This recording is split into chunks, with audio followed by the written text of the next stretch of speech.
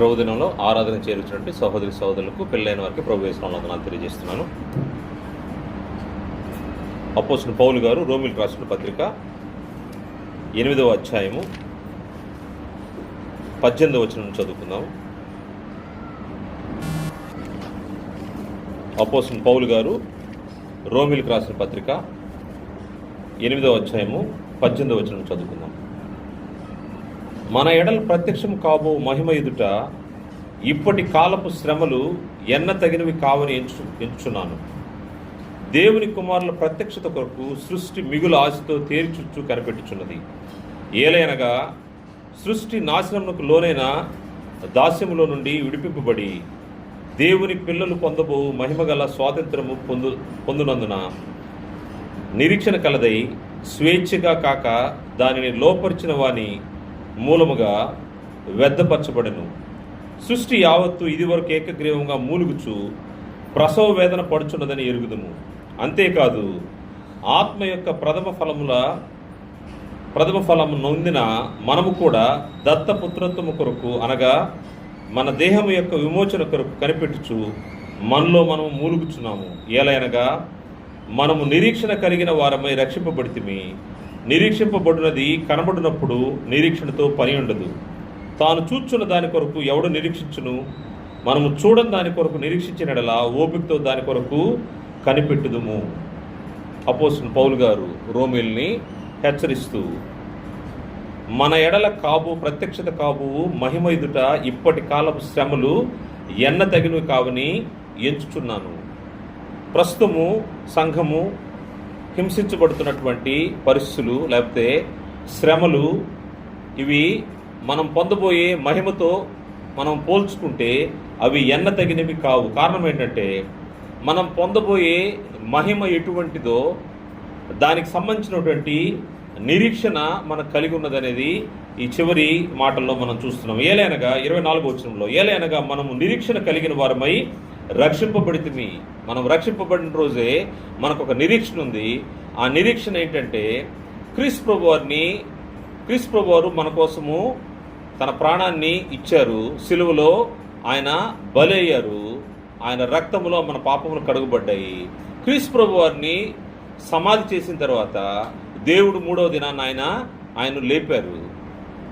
లేపినటువంటి ఆ దేవుడు మనల్ని కూడా మరణం నుండి మనల్ని రక్షిస్తాడు. అది మన యొక్క నిరీక్షణ. ఈ నిరీక్షణలో మనము రక్షింపబడుతున్నాము. అదేవిధంగా నిరీక్షింపబడినది కనబడినప్పుడు నిరీక్షణతో పని ఉండదు. తాను చూచున్న దాని కొరకు ఎవడు నిరీక్షించును? చూడని దాని కొరకు అయితే మనము నిరీక్షణ కలిగి ఉండాల్సిన అవసరం ఉంది. మనకు కనబడుతూ ఉంది. కనబడేటప్పుడు దాని గురించి నిరీక్షించాల్సిన అవసరం లేదు. మనం చూడని దాని కొరకు నిరీక్షించినడలా ఓపికతో దాని కొరకు కనిపెట్టుదుము. ఈ నిరీక్షణ మనకు రక్షణనిస్తుంది. అదేవిధంగా ఓపికతో దీన్ని కనిపెట్టాల్సిన అవసరం ఉందని గ్రంథం మనకు హెచ్చరిక చేస్తుంది. నిరీక్షణ అంటే ఏంటో మనము గ్రంథంలోంచి పరిశీలన చేస్తే, ఈ నిరీక్షణ అంటే దీనికి పర్యాయ పదాలు మనం ఆలోచన చేస్తే, నిరీక్షణ అంటే నమ్మకము లేకపోతే ఆశ, కోరిక అనేవి పర్యాయ పదాలుగా ఉన్నాయి, సినానిమ్స్. దీన్ని ఇంగ్లీష్లో హోప్ అంటారు.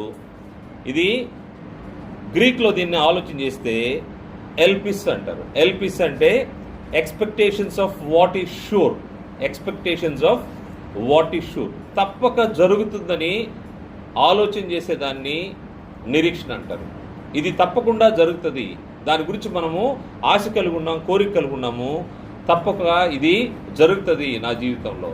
అనేక మంది విద్యార్థులు వారు ప్రవేశ పరీక్షలకి అదేవిధంగా ఇంకేదైనా ఉద్యోగం కోసం ప్రయత్నాలు చేస్తూ వారి యొక్క నిరీక్షణ ఎలా ఉంటుందంటే, వారు పడే కష్టము తప్పకుండా నేను దీన్ని పొందుకుంటాను అనే ఆశతో దాని కొరకు ప్రయాసపడుతూ ఉంటారు. లేకపోతే ఇంకేదైనా ఉద్యోగం సంపాదించడానికి, ఇంకేదైనా సాధించడానికి నిరీక్షణ అంటే అది వారికి కనబడదు, కాకపోతే వారు దాన్ని ఊహించుకుంటారు. వాళ్ళు పాస్ అయినట్టు, లేకపోతే వాళ్ళకి ఆ ఉద్యోగం వచ్చినట్టు, లేకపోతే వాళ్ళు ఆ బహుమానాన్ని పొందుకున్నట్టుగా వారు నిరీక్షిస్తారు. మనం కూడా మన నిరీక్షణ కూడా, మన ఆశ కూడా expectations of what is sure, తప్పకుండా జరుగుతుంది అనే దాన్ని మనము కోరుకునే దాన్ని నిరీక్షణ అంటారు. ఈ నిరీక్షణ మనం ఆలోచన చేస్తే, ఈ నిరీక్షణ అంటే ఏంటో మనం చూస్తే, మనము జరగవచ్చని నమ్ముతున్న విషయము, మనం జరగవచ్చు అని నమ్ముతున్నటువంటి విషయం. అదేవిధంగా చూడని దాని కొరకు ఎదురు చూడటము. వాస్తవంగా పరలోకం ఎటుంటుందో మనం చూడలేదు, నిత్యత్వం ఎటుంటుందో మనం చూడలేదు, దేవుని ఇంటిలో స్వాస్థ్యం ఎటుంటుందో మనం చూడలేదు, కానీ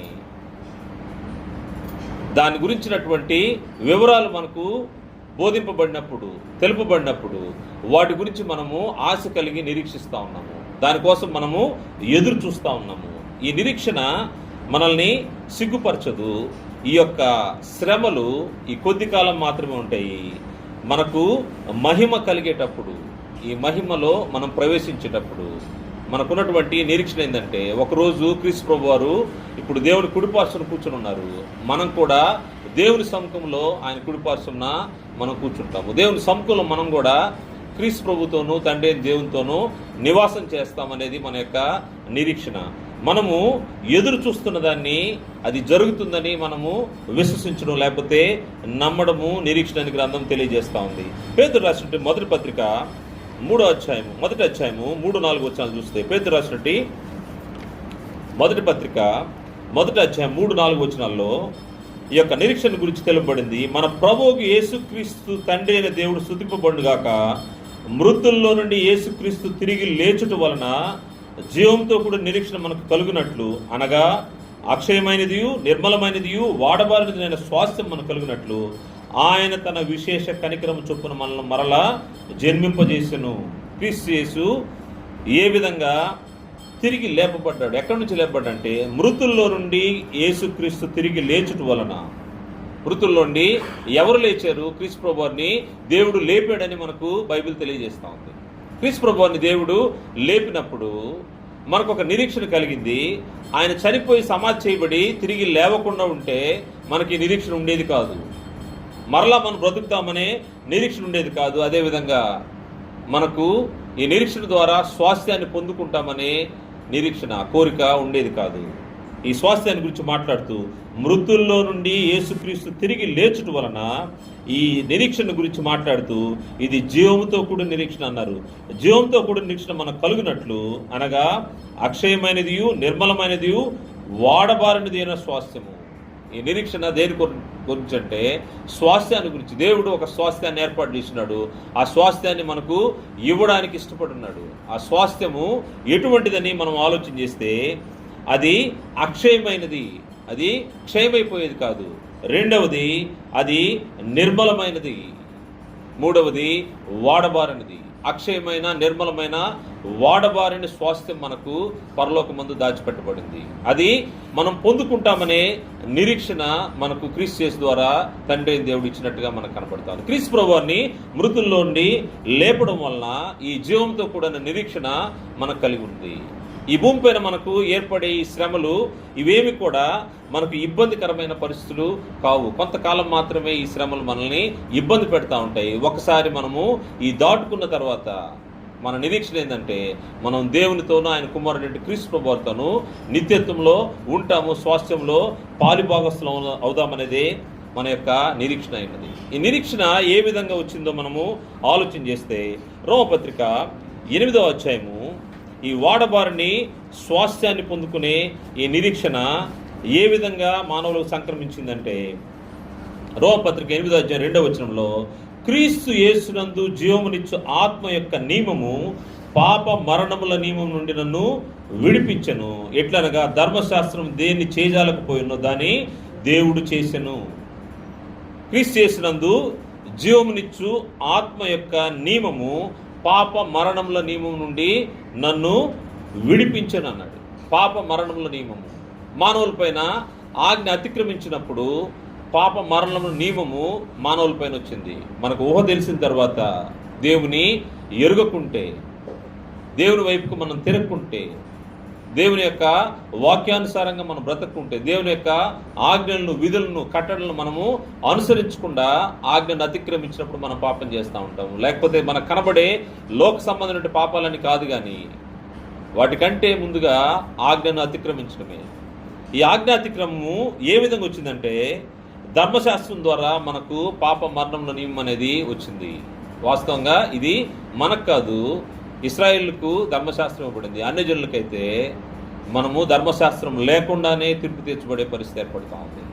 మన అన్యజనులు మనకు ధర్మశాస్త్రం లేదు, కానీ ధర్మశాస్త్రంకు వెలుపల కూడా ఏం జరుగుతుందంటే నువ్వు ఆజ్ఞను అతిక్రమిస్తే నువ్వు దేవుని ఎదుట పాపం చేసిన వాడు అవుతావు. క్రీస్తు చేసినందు జీవంనిచ్చు ఆత్మ యొక్క నియమము పాప మరణముల నియమం నుండి నన్ను విడిపించను. క్రీస్తు యేసు ద్వారా జీవంనిచ్చే ఆత్మ యొక్క నియమము ఏం చేసిందంటే మానవులందరినీ రక్షించింది. అందువల్ల ఈ యొక్క నియమము ద్వారా మనము విడిపించబడ్డాము. విడిపించబడిన మనము స్వాస్థ్యాన్ని పొందుకుంటాము. ఎవరికి విడిపించబడిన వ్యక్తులకి ఈ స్వాస్థ్యం ఏ విధంగా సంక్రమిస్తుందని ఆలోచన చేస్తే, విడిపించబడిన వ్యక్తులు క్రీస్తు యేసు యొక్క రక్తము ద్వారా కడగబడినటువంటి వ్యక్తులు ఏం జరుగుతూ ఉంటుందంటే వారిలో దేవుని ఆత్మ ఉంటుంది.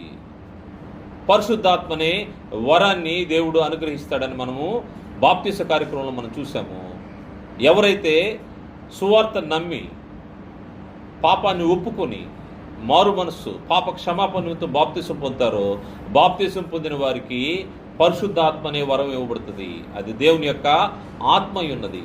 ఈ దేవుని ఆత్మ ఎవరికైతే ఉంటుందో వారికి ఏం జరుగుతూ ఉంటుందంటే వారిలో ఈ యొక్క పాప మరణముల నియమము నుండి విడిపించబడే పరిస్థితి, విడిపించిన వారు స్వాస్థ్యాన్ని పొందుకోవడానికి దేవుని యొక్క ఆత్మ ఉన్నప్పుడు ఈ ఆత్మ చేత నడిపించబడతా ఉంటారు. ఈ ఆత్మ చేత నడిపించబడిన వారు ఈ రోమపత్రిక 8వ అధ్యాయము 9వ వచనం నుండి చూస్తే, దేవుని ఆత్మ మీలో నివసించునడల మీరు ఆత్మ స్వభావం గలవారే కానీ శరీర స్వభావం గలవారు కారు. ఇక్కడ రెండు స్వభావాల గురించి మాట్లాడుతూ ఒక వ్యక్తి నిరీక్షణ కలిగి స్వాస్థ్యాన్ని పొందుకోవడానికి నిరీక్షిస్తున్నాడంటే ఆ వ్యక్తిలో ఏమి ఉండాలి? రక్షించబడతాడు. రక్షించబడి జీవము ఆత్మ యొక్క జీవం నుంచి ఆత్మ యొక్క నియమంలోకి వస్తాడు. పాప మరణం నియమం నుంచి విడిపించబడతాడు. విడిపించబడిన తర్వాత అతనిలో ఏముండాలంటే దేవుని యొక్క ఆత్మ ఉండాలి. దేవుని యొక్క ఆత్మ అతన్ని నడిపించాలి. దేవుని యొక్క ఆత్మ చేత నడిపించబడుతున్నావా లేకపోతే శరీరం చేత నడిపించబడుతున్నావా? దేవుని యొక్క ఆత్మ చేత నడిపించబడితే మనం చూస్తున్నాము దేవుని ఆత్మ మీలో నివసించినడలా మీరు ఆత్మ స్వభావం గలవారే కానీ శరీర స్వభావం గలవారు కారు. ఎవడైనాను క్రీస్తు ఆత్మ లేనివాడైతే వాడు ఆయన వాడు కాడు. క్రీస్తు ఆత్మ మనలో ఈ భూమి మీద నుంచి మన దేహం రాలిపోయేంత వరకు క్రీస్తు ఆత్మ మన దేహంలో ఉండాల్సిన అవసరం ఉంది, మనతో ఉండాల్సిన అవసరం ఉంది. ఆ ఆత్మ ఏం చేస్తుందంటే 10వ వచనంలో క్రీస్తు మీలోనున్న ఎడల మీ శరీరం పాప విషయమై మృతమైనది కానీ మీ ఆత్మ నీతి విషయమై జీవం కలిగి ఉన్నది. ఒకవేళ నువ్వు ఈ దేహాన్ని వదిలిపెట్టినా కానీ నీ ఆత్మకు జీవం ఉందంట. ఆ జీవం ఎలా కలిగిందంటే మృతుల్లో నుండి యేసును లేపిన వాని ఆత్మ మీలో నివసించిన ఎడల. ఇది చాలా ముఖ్యమైనది. మృతుల్లో నుండి ఎవరు యేసును లేపారంటే తండ్రి అయిన దేవుడు యేసుని మృతుల్లోంచి లేపాడు. మృతుల్లో నుండి యేసును లేపిన వాని ఆత్మ మీలో నివసించిన ఎడల మృతుల్లో నుండి క్రీస్తు యేసును లేపిన వాడు చావునకు లోనైన మీ శరీరమును కూడా మీలో నివసించిన తన ఆత్మ ద్వారా జీవింపజేయును. ఎవరైతే ఎవరి హృదయాల్లో అయితే ఎవరితో అయితే దేవుని యొక్క ఆత్మ నివసిస్తూ ఉంటాడో అటువంటి వ్యక్తులు మీరు మీ శరీరాలు ఒకవేళ ఈ లోకాన్ని దాటిపోయినా కానీ నీవు జీవిస్తూనే ఉంటావు, నువ్వు జీవం కలిగి ఉంటావు. ఎవరైతే దేవుని యొక్క ఆత్మ కలిగి ఉంటారో వారు ఈ భూమిని విడిచినా కానీ వారిలో దేవుని యొక్క జీవం దేవుని యొక్క ఆత్మ ఉంటుంది. ఆత్మ ఉన్న దాన్ని బట్టి వారు ఏం చేస్తూ ఉంటారంటే ఆత్మ ద్వారా జీవించి నిరీక్షణ కలిగిన వారై దేవుని యొక్క పట్టణంలో దేవుని యొక్క రాజ్యంలో దేవుని యొక్క స్వాస్థ్యాన్ని స్వతంత్రించుకునే దానికి అవకాశం ఉంటుంది.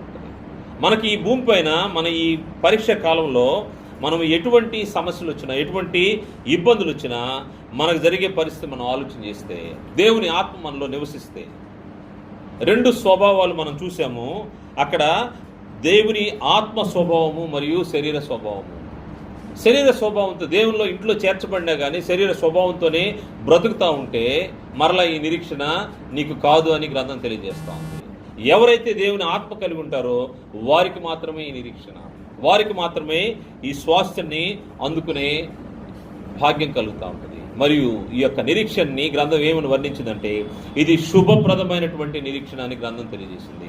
ఇది శుభప్రదమైన నిరీక్షణ. తీతు పత్రిక 2వ అధ్యాయము 11వ వచనం చూస్తే తీతు పత్రిక 2వ అధ్యాయము 11వ వచనం నుండి ఏలయనగా సమస్త మనుషులకు రక్షణకరమైన దేవుని కృప ప్రత్యక్షమై, సమస్త మనుషులకు ఎవరు కూడా ఇందులో భేదం లేదు, యూదుడు లేదు, గ్రీసు దేశస్థుడు లేదు, దాసుడు లేదు, స్వతంత్రుడు లేదు, ప్రతి ఒక్కరికి ఏలైనగా సమస్త మనుషులకు రక్షణకరమైన దేవుని కృప ప్రత్యక్షమై మనము భక్తిహీనతను, ఇహలోక సంబంధమైన దురాశను విసర్జించి శుభప్రదమైన నిరీక్షణ నిమిత్తం అనగా మహాదేవుడును మన రక్షకుడైన యేసుక్రీస్తు మహిమ యొక్క ప్రత్యక్షత కొరకు ఎదురు చూచు. ప్రత్యక్షత, ఈ నిరీక్షణ ప్రత్యక్షత. ఈ ప్రత్యక్షత మనకు క్రీస్తు ప్రభువారి యొక్క ప్రత్యక్షత కొరకు మనము ఎదురు చూస్తూ ఉండాల్సిన అవసరం ఉంది. ఎప్పుడైతే క్రీస్తు ప్రభువారు వచ్చే వరకు మనల్ని ఆయన తీసుకువెళ్తాడు దేవుని ఇంటిలోకి. ఆయన చెప్పాడు, మా దేవుని ఇంట అనేక నివాసాలు కలవు, వాటిని సిద్ధపరచడానికి నేను వెళ్తా ఉన్నాను. ఎవరైతే ఆయన కోసం ఎదురు చూస్తూ ఉంటారో, ఆయన ప్రత్యక్షత కొరకు ఎదురు చూచు ఈ లోకంలో స్వస్థ బుద్ధితోనూ, నీతితోనూ, భక్తితోనూ బ్రతుకుచుండవలని మనకు బోధించుచున్నది. ఈ నిరీక్షణ ఎటువంటిదంటే ఇది శుభప్రదమైన నిరీక్షణ. మన భక్తిహీనత, మన ఇహలోక సంబంధమైన దురాశలు విసర్జించాల్సిన అవసరం ఉంది. క్రీస్తు యేసులోకి వచ్చిన తర్వాత 2 స్వభావాలు ఆలోచన చేశాము. అది ఆత్మ స్వభావము మరియు శరీర స్వభావము. ఈ శరీర స్వభావాన్ని కూడా కలిగి ఉండి తమ యొక్క జీవితాలను కొనసాగించే పరిస్థితులు కూడా మనకు ఉంటాయని గ్రంథం హెచ్చరిక చేస్తూ ఉంది. అటువంటి వారు వాటిని విసర్జించాల్సిన అవసరం ఉంది. కారణం ఏంటంటే దేవుని కృప మనకు ప్రత్యక్షమైంది. మనల్ని క్రీస్తు ప్రభువు ద్వారా రక్షించారు. రక్షించిన తర్వాత మనం ఉండాల్సిన విధానాన్ని తెలియజేస్తూ మనము భక్తిహీనతను, ఇహలోక సంబంధమైన దురాశలను విసర్జించి శుభప్రదమైన నిరీక్షణ నిమిత్తము, ఈ నిరీక్షణ మనల్ని ఏం చేస్తూ ఉంటుందంటే మనల్ని దేవుని యొక్క స్వాస్థ్యానికి వారసులుగా చేస్తూ ఉంటుంది. దానికోసం మనం ఈ భూమిపైన ఏ విధంగా బ్రతకాలో తెలియజేస్తూ ఈ లోకంలో స్వస్థ బుద్ధితోనూ, నీతితోనూ, భక్తితోనూ బ్రతుకుచుండవలని మనకు బోధించుతున్నది. కారణం ఏంటంటే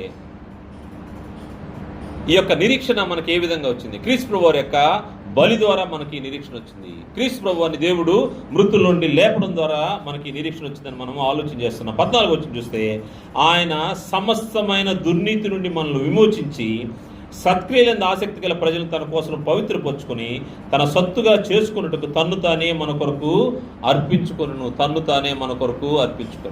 క్రీస్తు ప్రభువారి యొక్క బలి, క్రీస్తు ప్రభువారి యొక్క త్యాగము మనకు నిరీక్షణగా ఉంది. కారణం ఏంటంటే మనము ఒక స్థలానికి చేరుకుంటాము, ఒక స్వాస్థ్యాన్ని పొందుకుంటాము. దేవుని ఆత్మ మనలో నివసిస్తూ ఉంది. క్రీస్తు ప్రభువారు కూడా అందుకోసమే ఆయన తన్ను తానే మన కొరకు అర్పించుకున్నట్టుగా గ్రంథంలో తెలియజేయబడింది. మనకిది శుభప్రదమైనటువంటి నిరీక్షణ. ఈ నిరీక్షణ దేనికోసం అంటే స్వాస్థ్యాన్ని పొందుకోవడం కోసం. నిరీక్షణ గురించి మనం ఆలోచన చేసాం. నిరీక్షణ అంటే మనము జరగవచ్చని నమ్ముతున్నటువంటి విషయం. ఇది expectation of what is sure, తప్పకుండా జరుగుతుందని మనం నమ్ముతా ఉన్నాము.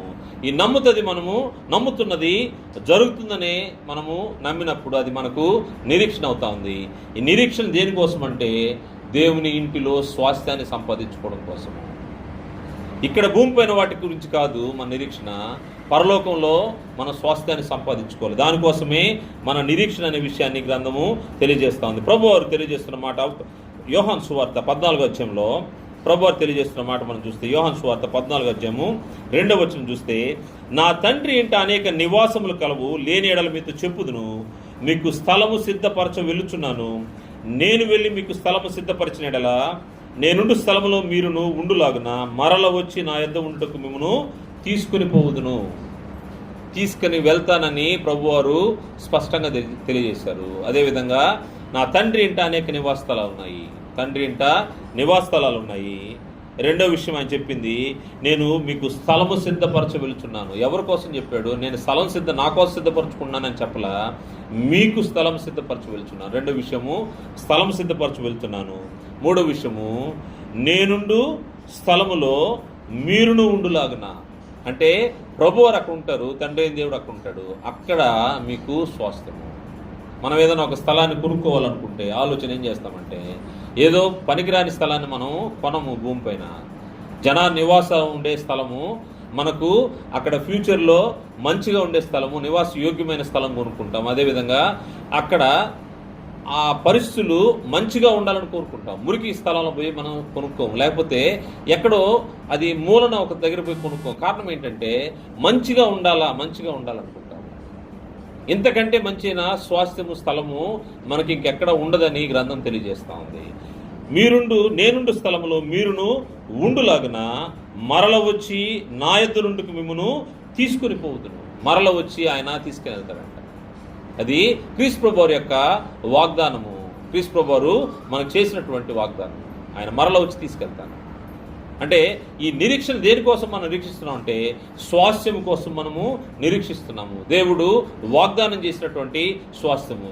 ఈ వాగ్దానం కోసమే ఎదురు చూస్తున్నటువంటి మనుషులు మనకు కనబడతారు. హెబ్రీ పత్రిక 11వ అధ్యాయంలో వారు ఆ వాగ్దానం కోసము ఎదురు చూసి వారు ఏ విధంగా చూశారో చూస్తే 11వ అధ్యాయము 13వ వచనంలో, హెబ్రీ పత్రిక 11వ అధ్యాయము 13వ వచనం చూస్తే, వీరందరూ ఆ వాగ్దాన ఫలము అనుభవింపకపోయినను దూరం నుండి చూచి వందనం చేసి తాము భూమి మీద పరదేశంలో యాత్రికులై ఉన్నామని ఒప్పుకొని విశ్వాసము గలవారై మృతి నొందిరి.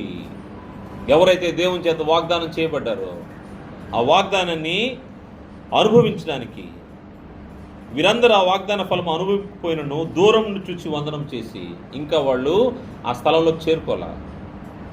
ఎందుకు చేరుకోలేదంటే మనందరం ఒకేసారి ఈ వాగ్దాన ఫలాన్ని అనుభవిస్తాం. అబ్రహాము, ఇస్సాకు, యాకోబు అప్పటి నుండి ఇప్పటి వరకు దేవుని యొక్క ఆత్మతో నడిపించబడుతున్నటువంటి వ్యక్తులకి ఇవ్వబడిన నిరీక్షణ ఏంటంటే ఒక్కరోజు మనము ఒకేసారి పరిశుద్ధ స్థలంలోకి, పరిశుద్ధ పట్టణంలోకి ప్రవేశిస్తాం. క్రీస్తు యేసు మన ముందుండి మనల్ని తోడుకుని పోతాడు. అటువంటి స్వాస్థ్యం, అటువంటి స్థలము, ఆ స్థలము మనము పొందుకుంటామని నిరీక్షణ కలిగి ఉన్నాము. అందుకోసం వాళ్ళు కూడా విశ్వాసం గలవారే మృతి పొందారంట. చూశారంట, వందనాలు చేశారంట. వందనాలు చేసి ఎదురు చూస్తూ ఉన్నారు. ఎంతకాలం అంటే ఈ రోజు కూడా వాళ్ళు స్థిరమైనటువంటి విశ్రాంతికరమైన పరిస్థితుల్లో పరదేశంలో ఉండి ఎదురు చూస్తూ ఉన్నారు. ఈ నిరీక్షణ మనల్ని సిగ్గుపరచదని గ్రంథము తెలియజేస్తూ ఉంది. మనం నిరీక్షణ గురించి చూసాము. నిరీక్షణ అంటే ఏంటో మనం ఆలోచన చేశాము. ఈ నిరీక్షణకు కారణాలేంటి, ఈ నిరీక్షణకు కారణాలేంటి, ఈ నిరీక్షణ ఎలా కలుగుతుంది, ఒక వ్యక్తికి ఈ నమ్మకం, ఈ నిరీక్షణ ఎలా కలుగుతుందని గ్రంథంలోంచి మనం పరిశీలన చేస్తే ఈ నిరీక్షణ యెహోవా చేసిన క్రియలను చూచుట ద్వారా మనకు నిరీక్షణ కలుగుతుందని గ్రంథం తెలియజేస్తూ ఉంది. కీర్తన గ్రంథము 78వ కీర్తన మొదటి 5 వచనాలు చూస్తే 78వ కీర్తన, ఈ నిరీక్షణ మనకు యెహోవా చేసినటువంటి కార్యాలను లేదా క్రియలను చూచుట ద్వారా మనకు నిరీక్షణ కలుగుతుందని గ్రంథం తెలియజేస్తుంది. 78వ కీర్తన మొదటి వచనం నుండి, నా జనులారా నా బోధకు చెవియొగ్గుడి, నా నోటి మాటలకు చెవియొగ్గుడి. నేను నోరు తెరిచి ఉపమానం చెప్పేదను, పూర్వకాలపు గూఢ వాక్యమును నేను తెలియజెప్పేదను. గూఢమైన వాక్యాలంట. దేవుని యొక్క క్రియల గురించి మాట్లాడుతూ పూర్వకాలపు గూఢవాక్యం నేను తెలియజెప్పేదను. మాకు తెలిసిన సంగతులను మా పితరులు మాకు వివరించిన సంగతులు చెప్పాను. పితరులు వివరించారంట. ఆదాం దగ్గర నుంచి చరిత్ర మోషే వరకు పితరుల ద్వారా తెలుపబడినటువంటి చరిత్ర. దాని తర్వాత మోషేకి ఆత్మ వశుడై దేవుని ద్వారా మనకి ఇవ్వబడినటువంటి ఈ యొక్క ధర్మశాస్త్రం 5 గ్రంథాలు, అదేవిధంగా మోషే గారు రాసినటువంటి కొన్ని కీర్తనలు, ఇవన్నీ కూడా మనకు కనబడుతున్నాయి. దాని తర్వాత చరిత్రను రాసినటువంటి మోషే తర్వాత యెహోషువ నుంచి ప్రవక్తలు, అదేవిధంగా అపోస్తులు, వారందరి ద్వారా మధ్యలో రాజులు, వీళ్ళందరూ ద్వారా దేవుడు రాసి ఉంచినటువంటి ఈ యొక్క లేఖనాలు, వీటిని తరతరాలు ఒక తరం తర్వాత ఒక తరము తెలుసుకుంటూ వస్తున్నాయి. దేవుడు చేసినట్టు కార్యాలు, ఈ కార్యాలను బట్టి దేవుడు ఉన్నాడని, దేవుడు మనల్ని రక్షిస్తాడని, దేవుడు తన స్వాస్థ్యాన్ని ఇస్తాడని, ఆయన చేసిన క్రియలను బట్టి మనము ఆలోచన చేయాల్సిన అవసరం ఉంది. మాకు తెలిసిన సంగతులు మా పితరులు మాకు వివరించిన సంగతులు చెప్పేదను. యెహోవా స్తోత్రార్హ క్రియలను, ఆయన బలమును, ఆయన చేసిన ఆశ్చర్యకార్యములను దాచకుండా వాటిని వారి పిల్లలకు మేము చెప్పేదము. రాగల తరములలో పుట్టబోవు పిల్లలు దాన్ని నెరుగునట్లును వారు లేచి తమ పిల్లలకు దాన్ని వివరించినట్లు. ఈ తరతరాలు దేవుని యొక్క మాటలు, దేవుడు చేసినటువంటి ఆశ్చర్యకార్యాలు, దేవుని యొక్క బలము, దేవుని యొక్క స్తోత్రార్హ క్రియలు, అంటే దేవుణ్ణి చేసినట్టు పనులు బట్టి ఆయన మనము ప్రేస్ చేయాల్సిన అవసరం ఉంది. యెహోవా యొక్క స్తోత్రార్హ క్రియలను గురించి ఆలోచన చేస్తే, రాగల తరములలో పుట్టబో పిల్లలు దాన్ని నెరుగునట్లును వారు లేచి తమ పిల్లలకు దాన్ని వివరించినట్లును వీరును దేవుని యందు నిరీక్షణ గలవారి దేవుని క్రియలను మరువకండి. దేవుని యందు నిరీక్షణ. ఈ నిరీక్షణ దేవుడు చేసినటువంటి క్రియలను బట్టి, యెహోవా చేసినటువంటి క్రియలను బట్టి, ఆయన మానవుని ఏ విధంగా సృజించాడో, ఈ సృష్టిని ఏ విధంగా సృజించాడో, దాని తర్వాత మానవుణ్ణి తన పక్షంగా ఏ విధంగా ఆయన బ్రతికిస్తూ వస్తూ ఉన్నాడు, ఇవన్నీ మనం చూస్తే, ఆయన బలము, ఆయన చేసిన ఆశ్చర్యకార్యాలు చూస్తే ఆయన మనల్ని రక్షించగలగవాడు. ఆయన స్తోత్రార్హుడు. ఆయన క్రియలను చూస్తే మనము స్తోత్రం చెల్లించాల్సిన అవసరం ఉంది. ఈ తరాలుగా పుట్టబోవు పిల్లలకు, తమ పిల్లలకు వాటిని వివరించాలి. ఈ నిరీక్షణ యెహోవా చేసినటువంటి కార్యాలను పరిశీలన చేయడం ద్వారా మనకు నిరీక్షణ వస్తుందనే విషయం గ్రంథం తెలియజేస్తూ ఉంది. అదేవిధంగా రోమపత్రిక 15వ అధ్యాయము 4వ వచనం చూస్తే, రోమపత్రిక 15వ అధ్యాయము 4వ వచనంలో ఏ విధంగా ఈ యొక్క నిరీక్షణ మనకు కలుగుతుందంటే, ఏలయనగా ఓర్పు వలనను లేఖనముల వలన ఆదరణ వలన మనకు నిరీక్షణ కలుగుటకై పూర్వమందు వ్రాయబడినవన్నీ మనకు బోధ కలుగు నిమిత్తము వ్రాయబడి ఉన్నాయి. పూర్వమందు అంటే యెహోవా చేసినటువంటి కార్యాలన్నీ కూడా మనకు గ్రంథస్థం చేయబడ్డాయి. దేవుడు ఈ సృష్టిని ఏ విధంగా సృజించాడో, మానవుని ఏ విధంగా రక్షించాడో, మానవుని కోసము ఈ దేవుని యొక్క సంకల్పం ఏమైందో, ఈ పూర్వమందు వ్రాయబడినవన్నీ మనకు బోధ కలుగు నిమిత్తము వ్రాయబడి ఉన్నవి. ఈ లేఖనాలన్నీ కూడా మనం చూస్తున్నప్పుడు వీటి ద్వారా మనకు నిరీక్షణ కలుగుతూ ఉంటుంది. ఇవి లేకపోతే మనకు నిరీక్షణ లేకుండా పోతూ ఉంటుంది. ఈ లేఖనాలు మనకు గ్రంథస్థం చేయబడ్డాయి. క్రీస్తు ప్రభువారు మన కోసము దేవుని యొక్క సంకల్పంలో ఆయన బలి అయ్యారు. క్రీస్తు ప్రభువారిని మృతుల్లోండి దేవుడు లేపడం ద్వారా, అదేవిధంగా మానవాళి కోసం దేవుడు చేసినటువంటి కార్యాలను బట్టి, క్రియలను బట్టి మనము నిరీక్షణలో మనము బ్రతికేదానికి అవకాశం ఉందని గ్రంథం తెలియజేస్తుంది. పూర్వమందు వ్రాయబడినవన్నీ మనకు బోధ కలుగు నిమిత్తము వ్రాయబడి ఉన్నవి అని గ్రంథము తెలియజేస్తూ ఉంది. ఈ యొక్క నిరీక్షణ నేటి మానవులకి, అంటే క్రీస్తు యేసు యొక్క రక్షణ సువార్త ద్వారా ఈ నిరీక్షణ నేటి మానవులకి కలుగుతుందని గ్రంథము తెలియజేస్తోంది. సువార్త ద్వారా నిరీక్షణ మనకు కలుగుతుందని గ్రంథం తెలియజేస్తూ ఉంది. కొలస్సీ పత్రిక మొదటి అధ్యాయము 21వ వచనం చూస్తే, కొలస్సీ పత్రిక మొదటి అధ్యాయం 21వ వచనం నుండి, మరియు గతకాలమందు దేవునికి దూరస్తులను మీ దుష్క్రియల వలన మీ మనస్సులో విరోధ భావం గలవారయుండిన మిమ్మును కూడా తన సన్నిధిని పరిశుద్ధులుగాను నిర్దోషులుగాను నిరపరాధులుగా నిలబెట్టుకు ఆయన మాంసయుక్తమైన దేహమందు మరణం వల్ల ఇప్పుడు మిమ్మను సమాధానపరచను. దేవుడు మనమని ఆలోచన చేస్తే మనము అన్యజనులము, మరియు గతకాలం ముందు దేవునికి దూరస్తులము, దేవుని యొక్క క్రియలను దేవునికి వ్యతిరేకంగా మన యొక్క క్రియలు జరిగించి మీ దుష్క్రియల వలన మీ మనస్సులో విరోధ భావం గలవారైంది. మన యొక్క పరిస్థితులన్నీ కూడా స్పష్టంగా ఇక్కడ తెలియజేయబడుతున్నాయి. దేవునికి మనకు మధ్య ఎందుకు ఈ అగాధం ఏర్పడిందంటే, మనము మునుపు దేవునికి దూరస్తులము, మన క్రియలను బట్టి దేవునికి దూరంగా ఉన్నాము. ఇప్పుడైతే తన సన్నిధిని పరిశుద్ధులుగాను నిర్దోషులుగాను నిరపరాధులుగా నిలబెట్టుకు ఆయన మాంసయుక్తమైన దేహమందు మరణం వల్ల ఇప్పుడు మిమ్మను సమాధానపరిచింది. ఎవరంటే క్రీస్తు ప్రభువారు. క్రీస్తు ప్రభువారు ఈ రక్త మాంసంలో పాలుభాగస్తుడై ఆయన దేహమందు శ్రమను అనుభవించి మనల్ని పరిశుద్ధులుగాను నిర్దోషులుగాను జరిగించాడు. ఈ విషయాన్ని మనము మర్చిపోకూడదు. మనకు నిరీక్షణ కారణం ఏంటంటే క్రీస్తు ప్రభువారి యొక్క బలి. మరి ముఖ్యంగా ఈ యొక్క సువార్త మనకు నిరీక్షణ ఇస్తూ ఉందని గ్రంథం తెలియజేస్తుంది. కింద వచనం చూస్తే, పునాది మీద కట్టబడిన వారే స్థిరముగా ఉండి మీరు విన్నట్టు ఆకాశం కింద ఉన్న సమస్త సృష్టికి ప్రకటింపబడినట్టు ఈ సువార్త వలన కలుగు రక్షణ నుండి తొలగిపోక, ఈ సువార్త వలన కలుగు రక్షణ నుండి తొలగిపోకూడదు. ఈ సువార్త మీకు వినబడింది. దేవుని యొక్క క్రియలు గ్రంథస్థం చేయబడ్డాయి. దేవుని యొక్క సంకల్పము తెలుపబడతా ఉంది. దీని కొరకు క్రీస్తు ప్రభువారు ఏ విధంగా సిలువలో బలి అయ్యారో అది రికార్డెడ్గా ఉంది. ఇవన్నీ మీకు ప్రకటించబడుతున్నప్పుడు ఈ సమస్త సృష్టికి, ఆకాశం కింద సమస్త సృష్టికి ఈ యొక్క సువార్త ప్రకటించబడితే ఈ సువార్త ద్వారానే నిరీక్షణ ఉంది. ఈ నిరీక్షణ నుండి తొలగిపోవద్దని విశ్వాసమందు నిలిచి ఉండినట్లా అది మీకు కలుగును. పౌలను నేను ఆ సువార్తకు పరిచారకుడినైతేనని తెలియజేస్తాను. పౌలు గారు సువార్తను తెలియజేస్తూ ఈ సువార్త ద్వారానే మీకు నిరీక్షణ కలుగుతుంది. మనం ఎక్కడికి పోతామో, మనం ఏం పొందుకుంటామో, ఎక్కడ ఉండాలని దేవుని యొక్క కోరిక, మన కోరిక కూడా అదే. దేవునితోనూ ఆయన కుమారుడితోనూ నిత్యత్వంలో శాశ్వతంగా మనం ఉండాలని మన కోరిక. దానికోసం మనము నిరీక్షిస్తూ ఉన్నాం, దానికోసం మనము ఎదురు చూస్తూ ఉన్నాం, దానికోసం మనము ఎక్స్పెక్ట్ చేస్తూ ఉన్నాం, దాన్నే ఆశిస్తూ ఉన్నాము. ఈ నిరీక్షణ ఎలా కలుగుతుందంటే సువార్త వల్ల నిరీక్షణ మనకు ప్రకటించబడతా ఉంది. ప్రకటించబడినటువంటి సువార్తను విశ్వసించడం ద్వారా మనకు నిరీక్షణ కలుగుతూ ఉంటుంది.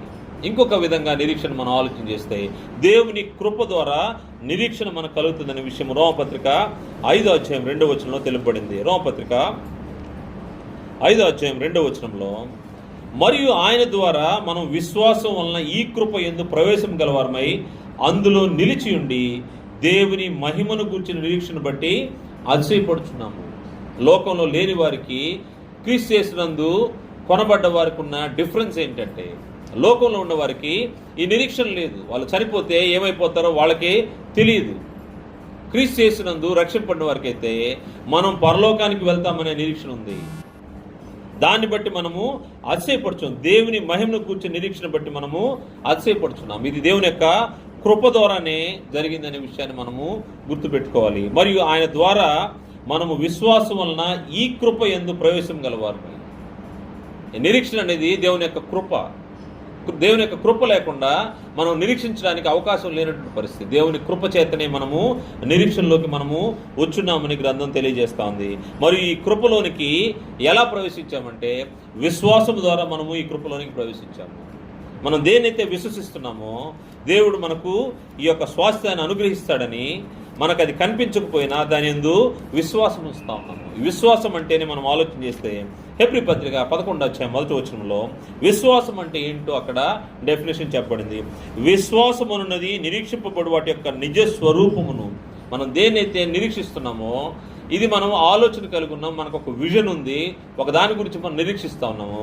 నిరీక్షింపబడు వాటి యొక్క నిజ స్వరూపం అంట.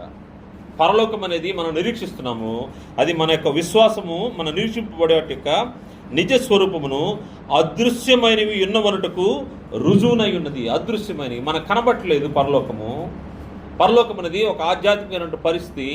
అది దేవుడు మనకు భౌతికమైన వాటితో వర్ణించాడు, కానీ అది భౌతిక సంబంధమైనది కాదనే విషయము గ్రంథము అనేక చోట్ల మనకు తెలియజేసింది. మనం ఆలోచన చేస్తే అది అదృశ్యమైనవి ఉన్నవనుటకు రుజువునై ఉన్నది. ఇది విశ్వాసము. ఈ విశ్వాసంలో మనము కృప ద్వారా, ఈ విశ్వాసం ద్వారా మనము నిరీక్షణ పొందాము. ఈ నిరీక్షణ ఏంటంటే పరలోక పట్టణం ఉంది. ఆ పరలోక పట్టణానికి దేవుడు మనల్ని ఆహ్వానిస్తూ ఉన్నాడు క్రీస్తు యేసు ద్వారా. క్రీస్తు యేసుతో మనము కలిసి ఆ పట్టణంకి చేరుకుంటాం. అది మన యొక్క నిరీక్షణ. ఈ నిరీక్షణ మనం విశ్వాసం ద్వారా మనం నిరీక్షిస్తూ ఉన్నాము. మనం ఇందాక అనుకున్నట్టుగా ఈ వాగ్దానము చేయబడినటువంటి అబ్రహాం, ఇస్సాకు, యాకోబులు, దాని తర్వాత దేవుని ఆత్మ పొందిన వారందరూ వారు వాగ్దాన ఫలము అనుభవించకుండానే వారు నిరీక్షిస్తూ ఉన్నారు. శుభప్రదమైనటువంటి నిరీక్షణ కలిగి వారు దేవుని వైపు చూస్తూ ఉన్నారు. ఈ నిరీక్షణ ఎలా కలుగుతుందో మనం ఆలోచన చేస్తాం. నిరీక్షణ యెహోవా చేసిన క్రియలను గమనించడం ద్వారా, క్రీస్తు ప్రభువారు మన కోసం సిలువలో బలవడం ద్వారా, సువార్త వలన నిరీక్షణ కలుగుతుందనే విషయాన్ని మనము గ్రంథంలో చూసాము. నిరీక్షణ కలిగిన వారు ఎలా ఉంటారో మనం ఇప్పుడు చూడాల్సిన అవసరం ఉంది. ఈ నిరీక్షణ ఎవరికి వస్తుందో మనం చూసాము. ఈ నిరీక్షణ కలిగిన వారు ఏ విధంగా జీవిస్తారు, ఎలా కలిగి ఉంటారంటే, ఈ నిరీక్షణ మనిషికి రక్షణ ఇస్తుందని రోమపత్రిక 8వ అధ్యాయము 24లో చెప్పబడింది. రోమపత్రిక 8వ అధ్యాయం 24వ వచనంలో నిరీక్షణ మనిషిని రక్షిస్తుంది అని గ్రంథం తెలియజేస్తూ ఉంది. అదేవిధంగా ఈ నిరీక్షణ ఏం చేస్తుందంటే మానవుని పవిత్రునిగా చేస్తూ ఉంటుంది. ఎవరికైతే నిరీక్షణ కలిగి ఉంటారో వారు పవిత్రమైన పరిస్థితిలో బ్రతికేదానికి అవకాశం ఉంటా ఉంటుంది. పవిత్రంగా జీవించడానికి ఈ నిరీక్షణ మనకు ఉపయోగపడుతూ ఉంటుందని యోహాను రాసిన మొదటి పత్రిక 3వ అధ్యాయం 3వ వచనంలో చెప్పబడింది. యోహాను రాసిన మొదటి పత్రిక 3వ అధ్యాయము 3వ వచనంలో, ఆయన యందు ఈ నిరీక్షణ పెట్టుకున్న ప్రతి వాడును ఆయన పవిత్రుడై ఉన్నట్టుగా తన్ను పవిత్రుడిగా చేసుకొనును. ఆయన పవిత్రుడై ఉన్నాడు, మనం కూడా పవిత్రంగా జీవించాల్సిన అవసరం ఉంది. ఒక వ్యక్తి నిరీక్షణ కలిగి ఉంటే, శుభప్రదమైన నిరీక్షణ కలిగి ఉంటే ఆ వ్యక్తి ఏ విధంగా ఉంటాడంటే సమస్త దౌష్యాన్ని విసర్జించి పవిత్రంగా పరిశుద్ధంగా జీవించడానికి ఇష్టపడుతూ, క్రీస్తు ప్రభువు ఏ విధంగా పవిత్రంగా ఉన్నారో పరిశుద్ధంగా ఉన్నారో ఆ విధంగా ఆయన ఏ విధంగా పవిత్రుడిగా ఉన్నాడో ఆయన పవిత్రుడైనట్టుగా తన్ను పవిత్రుడిగా చేసుకును. మనం కూడా పవిత్రంగా ఉండాలి. మనకు కల్మషం అంటకూడదు, మనకు దోషం అంటకూడదనే వాతావరణంలో బ్రతికేదానికి మానవుడు ప్రయత్నిస్తూ ఉంటాడు. కారణం ఏంటంటే నిరీక్షణ కలిగిన వారు పవిత్రంగా జీవించడానికి వారు సిద్ధపాటు కలిగి దానికోసమే ప్రయత్నం చేస్తూ దానికోసమే ప్రయాసపడుతూ ఉంటారు. ఈ శుభప్రదమైనటువంటి నిరీక్షణ మనం చూసాము. ఈ నిరీక్షణలో మానవుడు పవిత్రుడిగా జీవిస్తాడు. అదేవిధంగా ఈ నిరీక్షణ గురించి తెలుపబడిన మరొక మాట, ఈ నిరీక్షణ నిశ్చలమైనది, అంటే మార్పు లేనిది. దేవుడు ఏర్పాటు చేసినటువంటి ఈ నిరీక్షణ మార్పు లేనిది. ఒకవేళ మనుషులు ఫెయిల్ అవుతారేమో, దేవుడు మాత్రము ఫెయిల్ కాడు. ఒకవేళ మనుషుడు ఈ పని నేను చేస్తానని చెప్పిన తర్వాత దాన్ని చేయకుండా మనం ఎదురు చూస్తూ ఉండి అతను చేయకుండా పోతాడేమో, మాట తప్పుతాడేమో. కానీ దేవుడైతే మాట తప్పడు, మార్చుకునేవాడు కాడని గ్రంథము తెలియజేస్తూ ఉంది. ఈ నిరీక్షణ నిశ్చలమైనదని మనకు గ్రంథం తెలియజేస్తూ ఉంది. హెబ్రీ పత్రిక 6వ అధ్యాయము 17వ వచనం చూస్తే, హెబ్రీ పత్రిక 6వ అధ్యాయము 17వ వచనం నుండి ఈ నిరీక్షణ గురించి చూస్తే 17వ వచనం నుండి, ఈ విధముగా దేవుడు తన సంకల్పము నిశ్చలమైనదనియు ఆ వాగ్దానమునకు వారసులైన వారికి మరి నిశ్చయముగా కనపరచాలని ఉద్దేశించిన వాడే తాను అబద్ధమాడజాలని నిశ్చలమైన 2 సంగతులను బట్టి మొదట ఉంచబడిన నిరీక్షణ చేపట్టుకు శరణాగతులమైన మనకు బలమైన ధైర్యం కలిగినట్లు ప్రమాణం చేసి వాగ్దానమును దృఢపరచెను. దేవుడు అబద్ధమాడ జాలడు, అబద్ధమాడ నేరడు. ఆయన 2 విషయాల్ని స్పష్టంగా మనకు తెలియజేసి ఈ వాగ్దానానికి వారసులైన వారికి నిశ్చయముగా కనపరచాలని ఆయన ఉద్దేశించాడంట. ఏం చేశాడు వాగ్దానం అంటే, ఆయన నిరీక్షణను మనకు ఇచ్చాడు. ఆయన తన యొక్క ఇంటిలో మనకు స్వాస్థ్యాన్ని ఇచ్చాడు. 19వ వచనం చూస్తే, ఈ నిరీక్షణ ఎటువంటిదో అక్కడ తెలియజేస్తూ, ఈ నిరీక్షణ కలిగిన వారు ఎంత ధైర్యంగా ఉంటారు. ఈ నిరీక్షణ నిశ్చలమును స్థిరమునై మన ఆత్మకు లంగరువల నుండి తెరలోపల ప్రవేశించుచున్నది. ఈ నిరీక్షణ ఎటువంటిదంటే నిశ్చలమైనది, మార్పు లేనిది, చలించేది కాదు, మార్చుకునేది కాదు, నిశ్చలమైనది మరియు స్థిరమైనది, ఫర్మ్. దీంట్లో ఎటువంటి డౌట్ లేదు, ఎటువంటి అనుమానం లేదు. ఇది స్థిరమైన నిరీక్షణ. మరియు మనకు మన ఆత్మకు లంగరు వలె ఉండి, లంగర్ అంటే యాంకర్, మనకు తెలుసు. సముద్రంలో ఓడలకి లంగర్ వేస్తారు. లంగర్ వేస్తే ఏమవుతుందంటే అక్కడి నుంచి చెట్టు కదలకుండా అట్టే ఆగిపోతూ ఉంటుంది.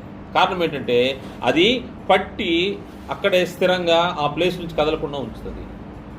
అంత పెద్ద ఓడ లంగరు చిన్నదే, వెయిట్ కూడా చాలా తక్కువే. అది ఎన్ని 100 టన్నులు 1000 టన్నులు ఉన్నా లంగర్ గట్టిగా ఒక 100 కేజీలో 2 కేజీలో ఉంటుంది ఆ యాంకర్. దాన్ని వేస్తే దాన్ని బేస్ చేసుకున్నట్టు ఆగిపోతుంది. దేవుని యొక్క ఆత్మకు, మన ఆత్మకు ఈ యొక్క నిరీక్షణ అనేది లంగర్ వలె ఉంటుంది. అంటే మనం అటు ఇటు కదల్చబడకుండా, అటు ఇటు మనము వేరే దారులు చూడకుండా మనల్ని స్థిరంగా ఉంచేదానికి ఈ నిరీక్షణ మనకు అవసరమైనది. ఈ నిరీక్షణ మనల్ని ఏం చేస్తుందంటే మనల్ని స్థిరంగా ఉంచుతుంది, మన ఆత్మకు లంగర్ వలె ఉంటుంది. ఎవరైతే ఈ నిరీక్షణలోకి వస్తారో, ఈ నిరీక్షణ కలిగి ఉంటారో వారు స్థిరంగా దేవుని యొక్క ఆత్మ కలిగి ఉండడానికి అవకాశం ఉంటుంది. మరియు ఈ నిరీక్షణ మనల్ని సిగ్గుపరచనీయదు. ఒకవేళ మనుషులు ఫెయిల్ అవుతారేమో, రాజులు ఫెయిల్ అవుతారేమో, ప్రభుత్వాలు ఫెయిల్ అవుతాయేమో, కానీ దేవుని యొక్క మాట మాత్రము మారదు. దేవుని యొక్క నిరీక్షణ, ఆయన చెప్పిన మాట మారదు. అది మనల్ని సిగ్గుపరచదని రోమపత్రిక 5వ అధ్యాయము 5వ వచనంలో తెలియజేయబడింది. రోమపత్రిక 5వ అధ్యాయము 5వ వచనాన్ని చూస్తే, ఎందుకనగా ఈ నిరీక్షణ మనల్ని సిగ్గుపరచదు, మనకు ఆ అనుగ్రహింపబడిన పరిశుద్ధాత్మ ద్వారా దేవుని ప్రేమ మన హృదయములలో కుమ్మరింపబడి ఉన్నది. ఏలైనగా మనం ఇంకను బలహీనమైనగా క్రీస్తు యుక్తకాలమున భక్తిహీనుల కొరకు చనిపోయిన దేవుని సంకల్పంలో భాగము. ఈ యొక్క ఈ నిరీక్షణ మనకి ఏం చేస్తూ ఉంటుందంటే మనల్ని సిగ్గుపరచదు. ఈ నిరీక్షణ ఏ విధంగా వస్తుందో కూడా మనం ఆలోచించేస్తే పై వచనంలో, అంతేకాదు శ్రమ ఓర్పు పరీక్ష నిరీక్షణ కలుగజేయనని ఎరిగి శ్రమల యందు అతిశయపడదుము. ఈ శ్రమల ద్వారా మనము ఈ నిరీక్షణ పొందుకుంటా ఉన్నాము. ఈ నిరీక్షణ మనల్ని సిగ్గుపరచదు. దేవుని పట్ల మనం ఉంచుకునే నిరీక్షణ మనల్ని సిగ్గుపరచదని గ్రంథం తెలియజేస్తూ ఉంది. ఇది విశ్వాసం ద్వారా మనం పొందుకుంటున్నటువంటి విశ్వాసం ద్వారా పొందుకున్న నిరీక్షణ కాబట్టి ఇది మనల్ని సిగ్గుపరచదు. రోమపత్రిక 9వ అధ్యాయం 33వ వచనంలో కూడా మనం చూస్తే, ఇదిగో నేను అడ్డు రాతిని అడ్డుబండను సీయోనులో స్థాపించున్నాను, ఆయనందు విశ్వాసం ఉంచువాడు సిగ్గుపరచబడడు. ఆయనందు విశ్వాసం అంటే దేవుని యొక్క మాట ఎందు, దేవుని యొక్క నిరీక్షణ ఎందు, దేవుడు ఇచ్చినటువంటి నిరీక్షణ ఎందు ఎవరైతే విశ్వాసం ఉంచుతారో వారు సిగ్గుపరచబడరు. అది స్థిరమైనది, నిశ్చలమైనది, ఆత్మకు లంగరు వంటిదని మనము పరిశీలన చేశాము. ఇది విశ్వాసం ద్వారా దేవుడు మనకు ఏర్పాటు చేసినటువంటి ఈ నిరీక్షణ కోసము శ్రమలనైనా అనుభవించడానికి సిద్ధంగా ఉన్నారంట దేవుని పక్షాన బ్రతికే మనుషులు. ఈ మొదటి శతాబ్దంలో జరిగినటువంటి అనేక సంఘటనలు చూస్తే వారు శ్రమ పొందడానికి, తర్వాత శ్రమలు సహించడానికి, చివరికి తమ ప్రాణాలను అర్పించడానికి కూడా వెనుకాడినటువంటి ప్రజలు. కారణం ఏంటంటే ఈ యొక్క దేహాన్ని విడిచితే మనం దేవునితోనూ ఆయన కుమారునితోనూ ఉంటామనే నిరీక్షణను బట్టి వారి శ్రమలన్నిటి కూడా సహించినట్టుగా. పౌలు శీలలు చెరసాల్లో బంధించబడినప్పుడు వారిని కొరడాలతో కొట్టి బొండ వేసి బిగించినప్పుడు వారు దేవుణ్ణి స్తుతిస్తూ ఉన్నారు, వారు దేవుని మహింపరుస్తూ ఉన్నారు. శ్రమలకు శక్తినిచ్చేది, శ్రమల్లో శక్తినిచ్చేది ఈ నిరీక్షణ. ఎందుకోసం ఓర్చుకున్నారంటే మనకు దేవునితో స్వాస్థ్యం ఉంది. ఆ స్వాస్థ్యాన్ని మనం పొందుకుంటామనే నిరీక్షణ బట్టి శ్రమలను సహించేట్టుగా మనకు గ్రంథంలో కనబడుతూ ఉంది. శ్రమలు మనల్ని నిరీక్షణకు, శ్రమలను సహించే శక్తి దేవుడు ఇస్తూ ఉంటాడు. మనం ఈ మూడో విషయం చూసాము, నిరీక్షణ కలిగిన వారు ఎలా ఉంటారని. నాలుగవది చివరి విషయం మనం ఆలోచన చేస్తే, నిరీక్షణ లేని వారు కూడా ఈ లోకంలో ఉంటారు. ఈ నిరీక్షణ లేని వారి గురించి ఆలోచన చేస్తే వారు దేవుని ఎరుగిన వారు, దేవుడు లేనివారుగా ఉంటారు, దేవునికి దూరస్తులనే విషయం మనకు గ్రంథంలో తెలియజేయబడుతుంది. ఎఫెసీ పత్రిక 2వ అధ్యాయం 12వ వచనం చూస్తే, నిరీక్షణ లేనివారు ఎవరంటే దేవుడు లేనివారు, ఆ కాలం ముందు ఇశ్రాయేలుతో సహపౌరులు కాక పరదేశులను, వాగ్దాన నిబంధనలు లేని ప్రజలను, నిరీక్షణ లేని వారును, లోకమందు దేవుడు లేని వారినండి క్రీస్తుకు దూరస్తుల ఇంటిని మీరు జ్ఞాపకం చేసుకోండి. అన్ని జనులు పరిస్థితిని ఆయన వివరిస్తూ, అన్ని జనులు అంటే మనం కూడా కోవకు వస్తాము. మనకు నిరీక్షణ లేదంట. ఆ కాలం ముందు ఇశ్రాయేలుతో సహపౌరులం కాదు. రెండో విషయము మనం పరదేశులము. మూడో విషయము వాగ్దాన నిబంధనలు లేని పరజనులము. నాలుగో విషయము నిరీక్షణ లేని వారము, లోకమందు దేవుడు లేనివారు. దేవుడు ఎవరో మనకు తెలియదు. ఏ చెట్టునో పుట్టనో దేని కనబడితే దాన్ని పూజించి సృష్టి నిర్మాణకుడిని కాకుండా ఈ సృజించబడినటువంటి వస్తువులు, మనుషులతోనూ విగ్రహాలతోనూ, రాయి, బంగారు, కొయ్య మరియు చతుష్పాద జంతువులు, ఇటువంటి వాటితో చేయబడిన వాటిని మొక్కుతూ దేవుడు ఎవరో తెలియనటువంటి పరిస్థితుల్లో ఉన్నటువంటి మనకు ఆయన క్రీస్తు యేసు ద్వారా మనకు నిరీక్షణ కలుగజేశాడు. దేవుడు లేనటువంటి వారిని ఆయన ఏమన్నారంటే దేవునికి దూరస్తులు, అన్యజనులుగా ఉన్నారు. ఇప్పుడైతే క్రీస్తు యేసుకు దగ్గరగా అయ్యాం. మనం క్రీస్తు యేసు ద్వారా మనము దేవుని యొక్క నిరీక్షణ పొందుకున్నవారు. ఈ నిరీక్షణ లేని వారి యొక్క పరిస్థితి చూస్తే, క్రీస్తు యేసుని పొందుకున్న వారు కూడా ఈ నిరీక్షణలో కొనసాగే విషయంలో అనేక సార్లు పొరపడుతూ ఉంటారు.